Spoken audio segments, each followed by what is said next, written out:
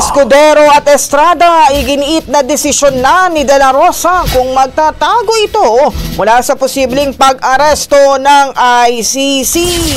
Brigada Ann Cortez, i-brigada mo! Brigada Live Report! Iginitin na Senate President Cheese Escudero at Senate President Pro Tempore Jinggoy Estrada na nakasalalay na kay dating PNP Chief Senador Ronald Bato de la Rosa ang desisyon kung itutuloy nito ang pagtatago sa panahon nga nasilbihan siya ng warrant of arrest galing sa ICC.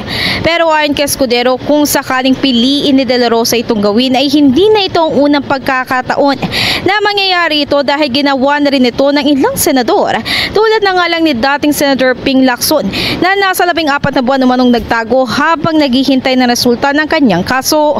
Matapos naman banggitin ni Escudero kamakailan na handa silang magpaabot ng institutional courtesy kay De La Rosa, ay sinabi ni Estrada na suportado niya ang hakbang na ito. Dagdag pa ni Estrada kung siya rin daw ang nasa pwesto na naturang senador ay hindi rin siya papayag na litisin siya sa ibang bansa. In the heart of changing lives, ako si Brigada Ann Cortez ng 105.1 Brigada News FM Manila, The Music News Authority.